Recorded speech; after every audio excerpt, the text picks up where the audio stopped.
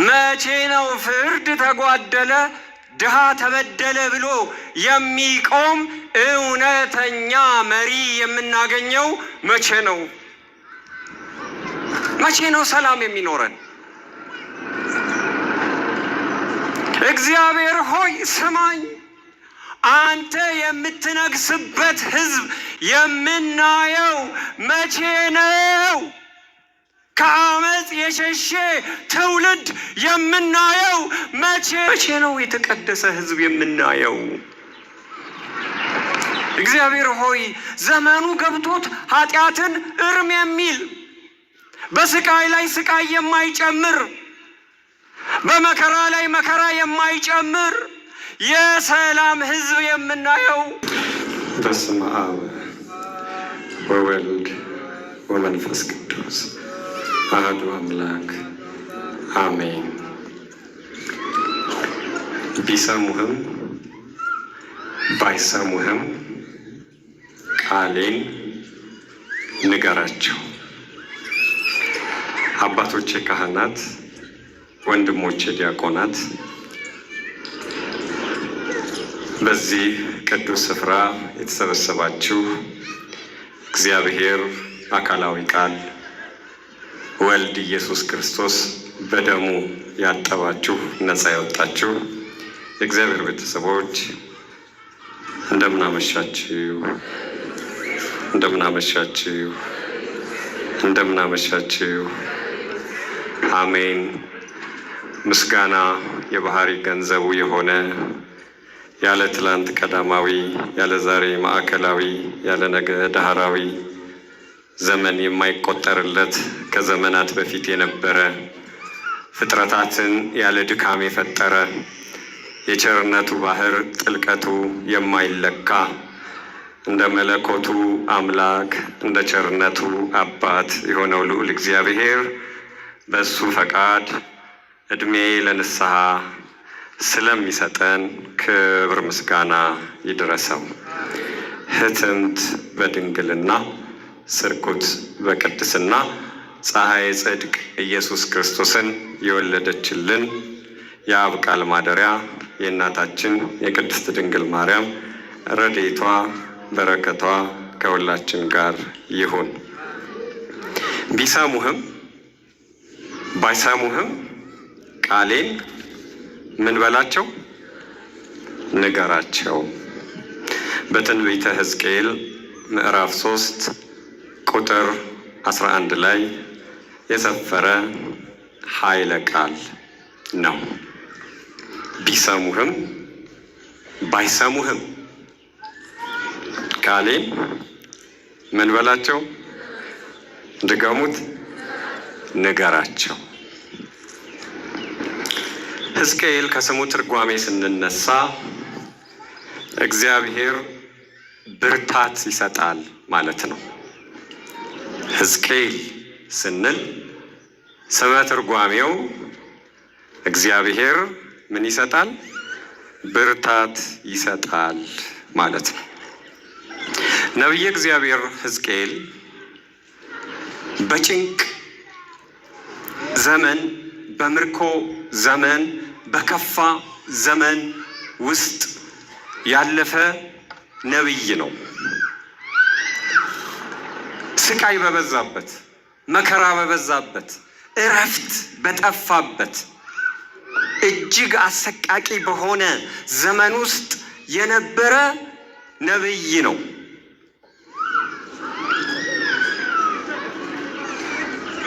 ታዲያ ይሄ ነቢይ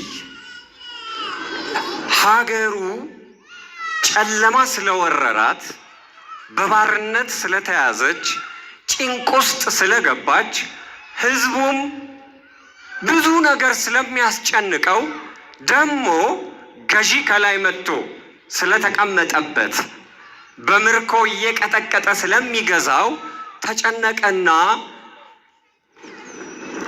ጸሎት ማድረግ ጀመረ። በጣም ጨነቀው። ምን አይነት ክፉ ዘመን ነው ይሄ? ምን አይነት አስፈሪ ዘመን ነው ይሄ? ምን አይነት ጨለማ ዘመን ነው ይሄ? ጨነቀው። ልክ እኛ አሁን እንደሚጨንቀን። አልጨነቃችሁም? ኑሮ አላስጨነቃችሁም? ጤንነት አላስጨነቃችሁም? ሀገራችሁ አልተጨነቃችሁም? ልጆቻችሁ አላስጨነቋችሁም? ስራ ማጣት አላስጨነቃችሁም? ትዳራችሁ አላስጨነቃችሁም? ወደፊታችሁ ምን እንደሚሆን እያሰባችሁ አልተጨነቃችሁም? ልክ እንደዚህ እንዳሁኑ ዘመን ያለ ዘመን ነበረና ነቢየ እግዚአብሔር ሕዝቅኤል ጨነቀው፣ ጸሎት ማድረግ ጀመረ።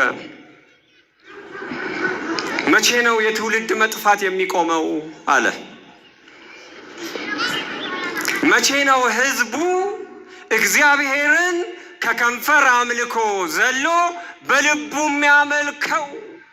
መቼ ነው የእውነተኛ አምልኮ መገለጫ የሚሆነው? ሕዝቡ መቼ ነው? ጨነቀኝ አለ። በየቀኑ ወደ ሞት የሚሄድ ትውልድ እያየሁ መኖር ሰለቸኝ። ወንድሞች ፍቅር አጥተው ተገዳደሉ፣ ደም አፈሰሱ። የአንድ ሀገር ህዝቦች፣ የአንድ ሀገር ልጆች በሰላም መቆም አቅቷቸው ተገዳደሉ፣ በሰይፍ ወደቁ፣ ደም በዛ። መቼ ነው ይህ ዘመን የሚቆመው ብሎ ጨነቀው። መቼ ነው የሚቆመው? መቼ ነው ከምርኮ የምንወጣው? መቼ ነው ፍርድ ተጓደለ፣ ድሃ ተበደለ ብሎ የሚቆም እውነተኛ መሪ የምናገኘው? መቼ ነው? መቼ ነው ሰላም የሚኖረን? እግዚአብሔር ሆይ ስማኝ፣ አንተ የምትነግስበት ህዝብ የምናየው መቼ ነው? ከአመፅ የሸሼ ትውልድ የምናየው መቼ ነው? እያለ ጮኸ።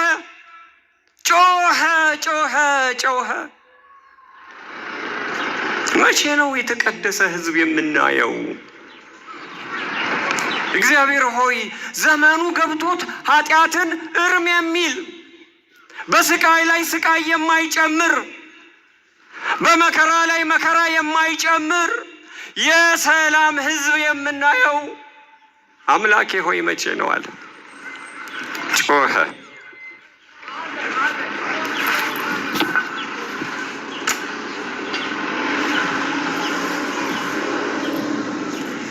ስካር የሚቆምበት ዝሙት ያልነገሰበት ዘመን የምናየው መቼ ነው? አረ መቼ ነው? መቼ ነው እያለ ጮኸ። አንተ ንጉሥ፣ አንተ ኃያል፣ በሰማያት ላይ ከዋክብትን የዘራህ፣ እችን ግዙፍ ፀሐይ ያቆምክ፣ ምድርን በእርጋታ ያስቀመጥክ፣ በዓለም ላይ 7ቱን ውቅያኖሶች ያነጠፍክ አንተ ኃያሉ እግዚአብሔር ሕዝብ ወደ አንተ ተመልሶ ከልቡ ሲያመልክህ የምናየው መቼ ነው? ናፈቀኛል። መቼ ነው? እንዲህ ጨንቆት በሚጸልይበት ጊዜ እግዚአብሔር ወደ ሕዝቅኤል መጣ። ወደ ሕዝቅኤል ከመጣ በኋላ እግዚአብሔር ሲመጣ እዩ፣ እግዚአብሔር ሲመጣ ድንቅና ተአምር ነው የሚሆነው። ለሀገራችንም ዛሬ እግዚአብሔር ይምጣልን። ናፍቀነዋል እግዚአብሔርን። ኃይሉን እንዲያሳየን እንፈልጋለን። ተአምሩን ማየት እንፈልጋለን። ጨንቆናል። እግዚአብሔር ሆይ ና ና። ልጆችህ ሐዘን ውጧቸዋል፣ ኃጢአት ወሯቸዋል፣ ጨለማ ነግሶባቸዋል። እግዚአብሔር ይምጣ። እግዚአብሔር ይምጣ። እግዚአብሔር ሲመጣ ሰማይ ተከፈተ ይላል። ምን ተከፈተ? ሰማያት ተከፈቱ። እግዚአብሔር ሲመጣ ሰማያት ተከፈቱ። ሕዝቅኤልም የተከፈቱትን ሰማያት ማየት ጀመረ። ምን አየ? የረቀቀውን የሰማይ ስርዓት አየ። ምን አየ? የሰማዩን ቤተ መቅደስ አየ። ምን አየ? መሰዊያውን ታቦቱን አየ። ምን አየ? የመላእክትን ስርዓት አየ። ቤት በሰማይ። ሕዝቅኤል መንፈሴ ደስ አላት አለ። ምን ደስ አላት? መንፈሴ። መንፈሳችሁ ደስ ይበላት። ዛሬ መጥታችኋል እዚህ። እግዚአብሔር አምላክ ነፍሳችሁን መንፈሳችሁን ደስ የሚያሰኝ ቃል ያሰማችሁ። መንፈሴ ምን አላት? ደስ አላት።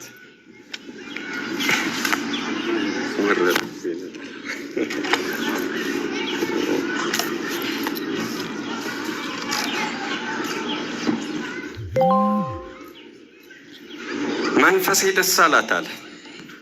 ምንን አየ? የሰማይ ስርዓትን። ከዛ ከሰማይ አወረደው እግዚአብሔር። የመላእክትን ስርዓት አይቶ፣ ሰማያዊን ቤተ መቅደስ አይቶ፣ መሰዊያውን አይቶ፣ የእግዚአብሔርን ክብር አይቶ እንደገና ወረደ ወደ ምድር። ሕዝቅኤል ሆይ ጥያቄ ጠይቀኸኛል፣ ወደ እኛና ብለኸኛል፣ መጥቻለሁ። ሕዝቡን ባርክ ብለኸኛል፣ ከጭንቅ አውጣው ብለኸኛል፣ ሰላም ስጠው ብለኸኛል። እስኪ ግን ሕዝቡን ላሳይህ አለው። ሕዝቡን ልቡ ምን አይነት እንደሆነ ቆይ እስኪ ላሳይህ።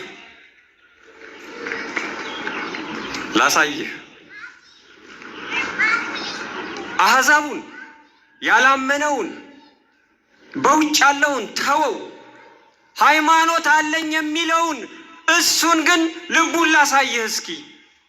ምን አይነት ሕዝብ ነው? ይኸው ሕዝቅኤል አለው።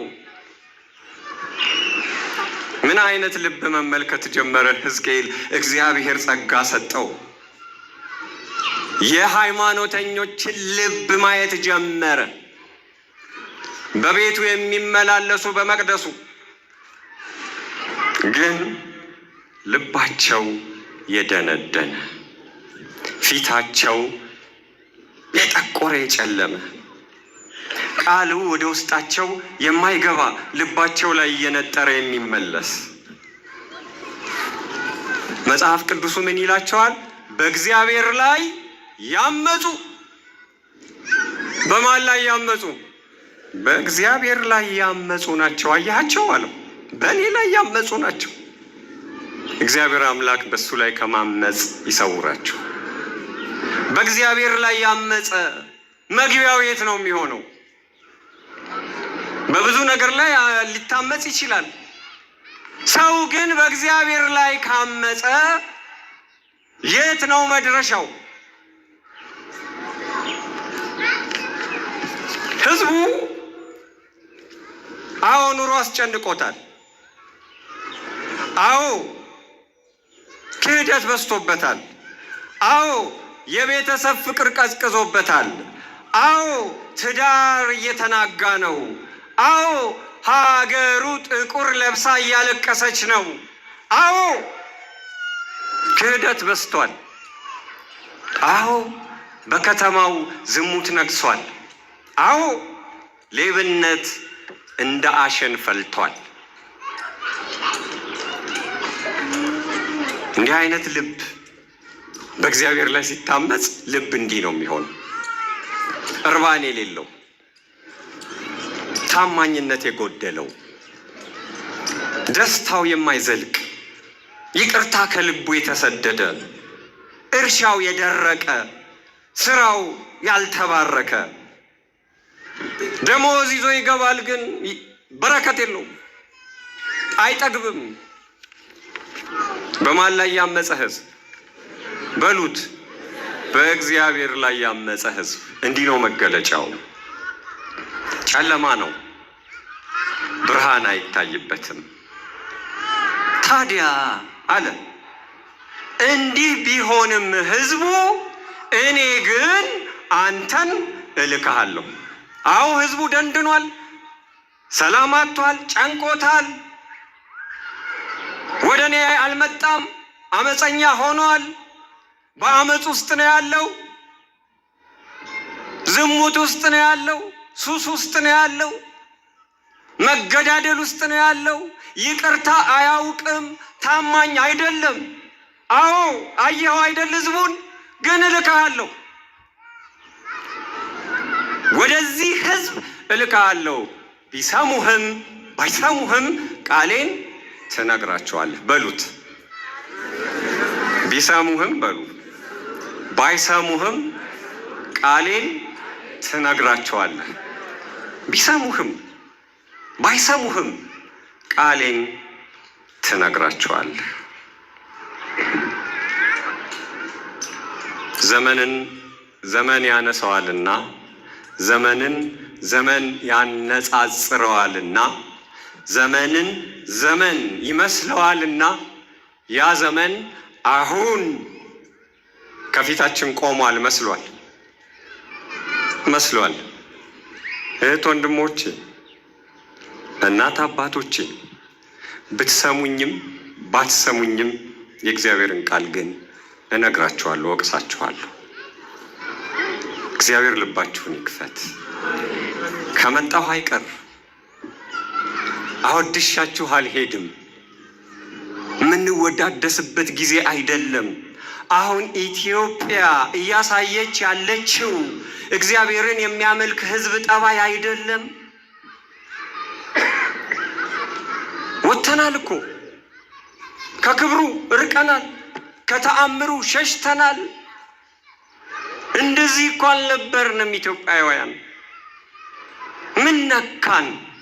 የቱ ጋ ነው የተሰበር ነው? እንዴት ነው ሸፍተን አመፅ ውስጥ የገባ ነው? ምን ሆነን ነው? ምንድን ነው የነካን?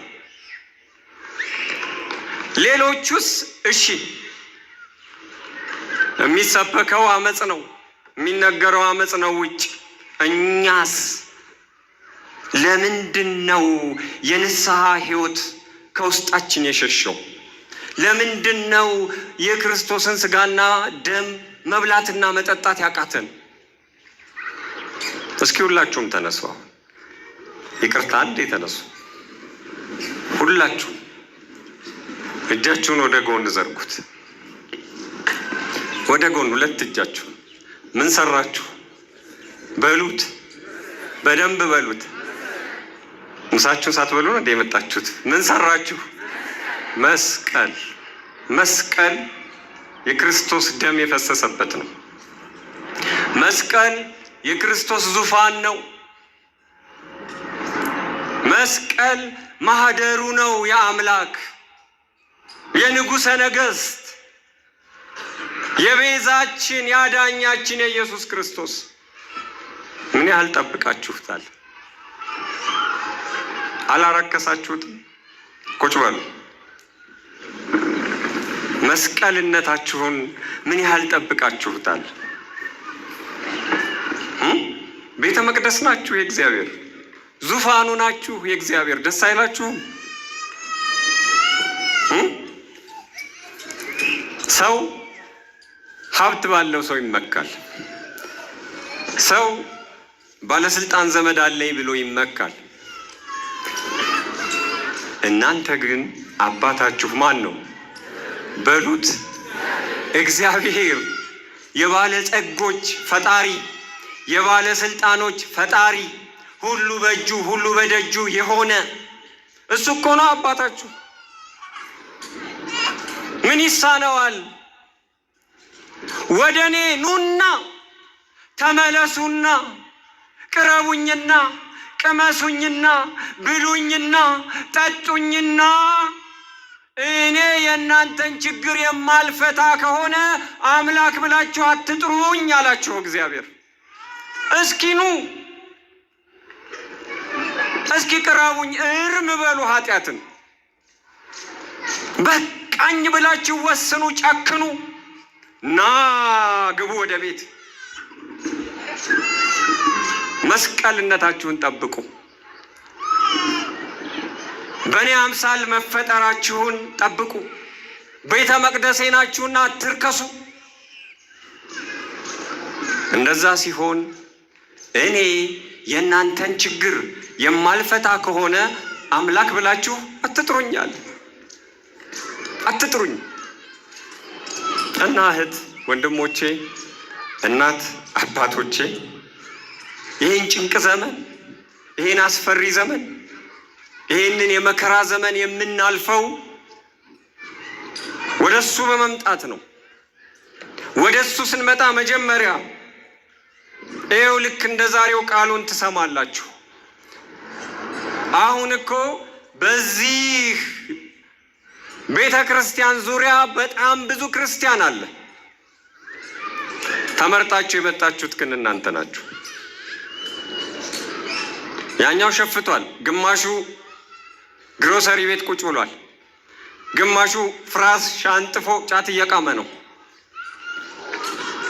ግማሹ ዝሙት ላይ ነው።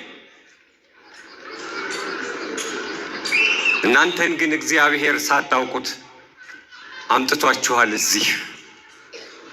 ብትሰሙትም ባትሰሙትም ቃሉን ሊነግራችሁ የተነገረው ቃል ግን በልባችሁ ውስጥ ቤት ይስራላችሁ፣ ቤት ይሁንላችሁ። ከመጣችሁ አይቀር ቃሉን ስሙ። በኦሪት ዘጸአት ምዕራፍ 19 ቁጥር 5 ላይ ምን ይላል መሰላችሁ? ቃሌን በእውነት ብትሰሙ ኪዳኔን ብትጠብቁ ምድር ሁሉ የኔ ነው፣ ምድር ሁሉ የኔ ነው፣ እኔም እናንተን እመርጣችኋለሁ፣ በኪዳኔ አስጌጣችኋለሁ። ኪዳን ያለው ሕዝብ ምንም አይነካውም። ኪዳን ያለው ሕዝብ ክፉ መሪ አያስፈራራውም። ኪዳን ያለው ሕዝብ አይርበውም። ኪዳን ያለው ሕዝብ አይጠማውም። ኪዳን ያለው ሕዝብ አይጨነቅም። ማነው አባቱ? እግዚአብሔር፣ ሁሉን የሚሰጥ ቸሩ፣ ለቸርነቱ ባህሩ ጥልቀቱም አይለካ፣ ሁሉም በፍቅር የሚሰበስብ፣ ሰው ከሰው የማይለይ፣ ቤቱ ደጀ ሰላም፣ ቤቱ አይጠየፍ፣ ሁሉን ሰብሳቢ እግዚአብሔር አምላክ ቃሌን ምን በሉ ስሙ። ስትሰሙ መድኃኒት እሆናችኋለሁ፣ እፈውሳችኋለሁ። ምንድን ነው ያስቸገራችሁ? ሱስ ነው? ምን አስቸገራችሁ? ውሸት ነው? ምን አስቸገራችሁ? አሉባልታ ነው? ምን አስቸገራችሁ? ዘረኝነት ነው? ምን አስቸገራችሁ? እስኪ ውስጣችሁ ታማኝነት ነው? ምንድን ነው ያስቸገራችሁ? ወደ ቃሌ ከመጣችሁ ግን እነዚህን ሁሉ ቆርጥላችኋለሁ። ሕዝቅኤል ሰማያዊውን ነገር ሲመለከት እጅግ የሚደንቅ ስርዓት ካየ በኋላ አንድ ኃይል መጣና ይላል መጽሐፍ ሰጠኝ። ምን ላርገው ስለው ብላው አለኝ። ስበላው እንደ ማር ጣፈጠኛል። እንደምን ጣፈጠኝ? የእግዚአብሔር ቃል እንደ ማር ነው የሚጣፍጠው። የንጉሥ ቃል ያልፋል፣ የጠቢብ ቃል ያልፋል፣ የአርቲስት ቃል ያልፋል። ዘላለማዊ ቃሉ ሰማይና ምድር ቢያልፍ እንኳ ቃሉ የማያልፍ ማን ነው? አረ በሉት፣ አውጁ እንጂ ማን ነው? እናንተ ኦርቶዶክሳውያን ሁሌ አይደል እንዴ የምትሰሙት? ሰማይና ምድር ያልፋል ቃሌ ግን በቅዳሴ ሁሉ የምትሰሙት ቃል ነው። ቃሉ አያልፍም። ቃሉ ሕይወት ነው። ቃሉ መድኃኒት ነው። ቃሉ ምግብ ነው። ቃሉ መጠጥ ነው። ቃሉ ልብስ ነው። ቃሉ ማዕረግ ነው። ለዛ ነው እኮ ዘማሪው አጌጥንበት ስምህን አለ። ተዋውንበት። በእግዚአብሔር ቃል ያጌጣችሁ ሁኑ እህት ወንድሞች፣ የተዋባችሁ ስትታዩ ያልተራቆታችሁ። አሁን አንድ የበቃ ሰው መጥቶ ቢመለከት ብዙ ነፍስ ከስቶ ያያል። ስጋችሁ ምድራዊ ነገር በልቶ ጠግቦ ሊሆን ይችላል። ነፍስስ ማን ነው ምግቧ? የእግዚአብሔር ቃል ትከሳለች ካልበላች። ነፍሳችሁ የጠገበች ትሁን። ወደ ቃሉ እንመለስ። ወደ ቃሉ ስትሄዱ በምትሄዱበት ሁሉ የተባረካችሁ ትሆናላችሁ። የነካችሁት ሁሉ የተባረከ ይሆናል። ሀገራችሁ በእኩልነት ቋንቋ ታጌጣለች። የትኛውንም ነገስታት ጸሎታችሁ ያንበረክከዋል። በእናንተ ቁጥጥር ስር ይገባል። ማንም በምን ስታጌጡ? በእግዚአብሔር ቃል ስታጌጡ የአእምሮ ሰላም ታገኛላችሁ። ጸሎታችሁ ሰማያት ስለሚከፈቱ ይደመጣል። የጠፋችሁን ፈልጋችሁ ታገኛላችሁ።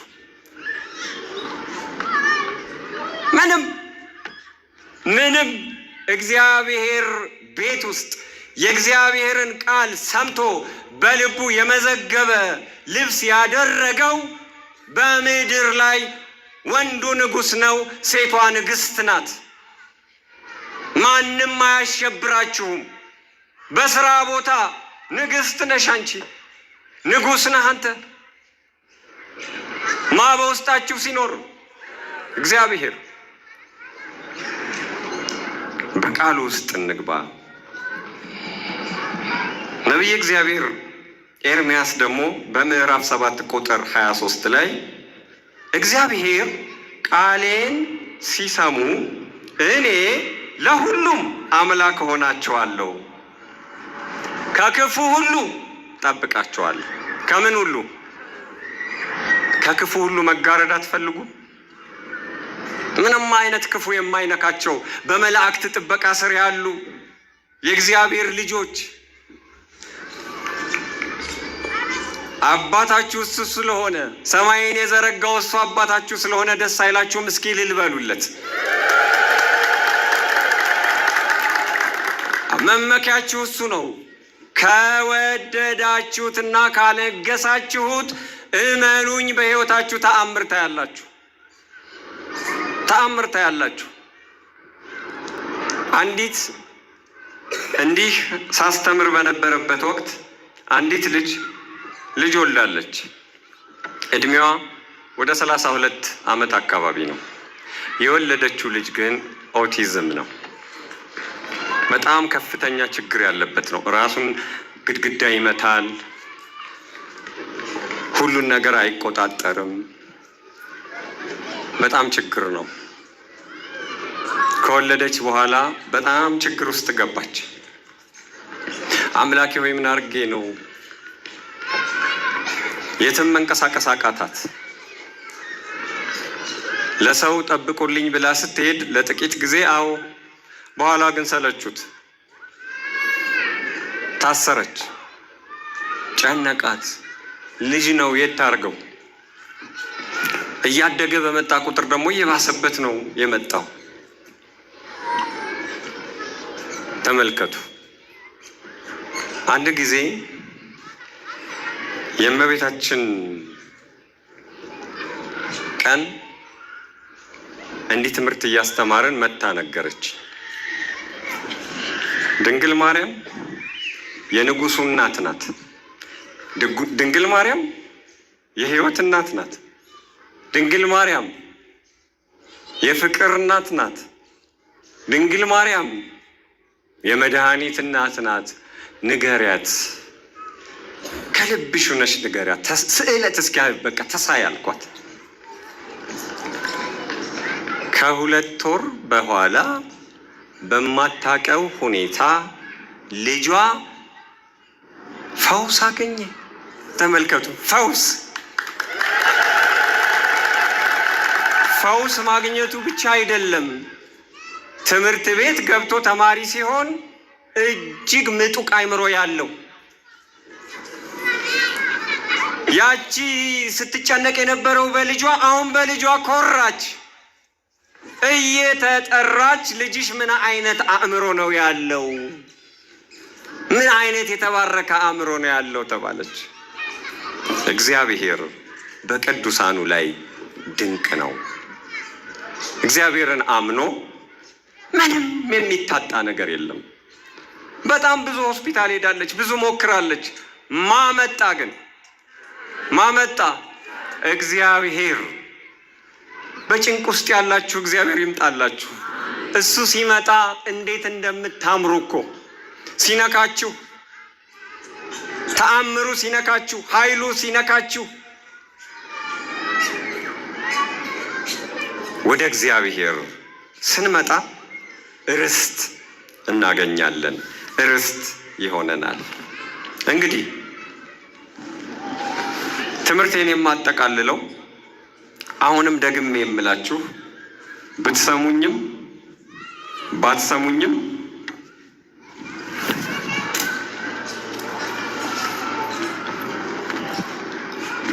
ቃሉን በመንገር ነው። እስኪ እኔ የእግዚአብሔር ልጅ መሆን እፈልጋለሁ፣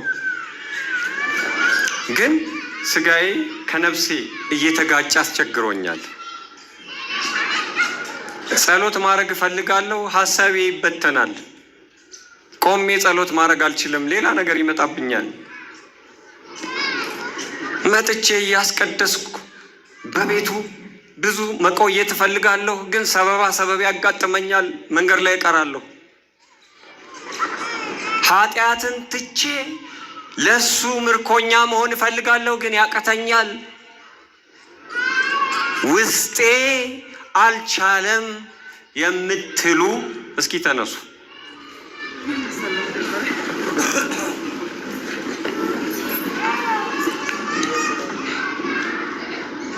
አይዟችሁ፣ ዛሬ እግዚአብሔር ከእናንተ ጋር ነው። ብትሰሙኝም ባትሰሙኝም ይሄን ቃል እነግራችኋለሁ። ያለ ምክንያት አይደለም እዚህ የመጣችሁት። እዚህ እግዚአብሔር ቤት እውነት ነው የሚነገረው። እሺ፣ ማንም ይምጣ፣ አባታችን ይናገሩ፣ እኔ ልናገር፣ የሆነ ሰባኪ ይምጣ። እዚህ ቤት የሚነገረው ምንድን ነው? እውነት ብቻ። እውነተኛ ሰው ሲመጣ ምን ይናገራል? እውነት።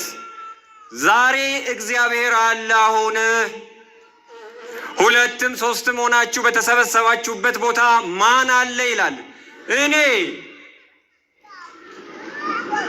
እግዚአብሔር ይፈውሳችኋል። እግዚአብሔር ያድናችኋል። እግዚአብሔር መድኃኒት ይሆናችኋል። እመኑት። አዎ መጥቻለሁ፣ እሰማለሁ ቃልህን። እኔን ነው እየተናገርክ ያለው የኔ ጌታ፣ ኃያሉ ንጉሥ። እየነገርከኝ ነው፣ ወደኸኛል፣ እየጠራኸኝ ነው ብላችሁ እመኑ። ፈውስ አለ አሁን በውስጣችሁ። የታመማችሁ ትድናላችሁ። የትም አትሂዱ። መድኃኒት እዚህ ይፈልቃል። ቸርነት እዚህ ይፈልቃል። ኃጢአትን የሚሰባብር ቃል እዚህ ይፈልቃል። ሱስ ነው ያስቸገራችሁ፣ እሱ ያጠፋላችኋል። እመኑ። ይሄንን እምነት ይዛችሁ ወደ ቤታችሁ ሂዱ። እግዚአብሔር ልብሳችሁ ይሁን፣ ማዕረጋችሁ ይሁን፣ ጌጣችሁ ይሁን፣ መጠሪያችሁ ይሁን። ይሄንን አምናችሁ ሂዱ። እግዚአብሔር ከእናንተ ጋር ይሁን። ይቆየን።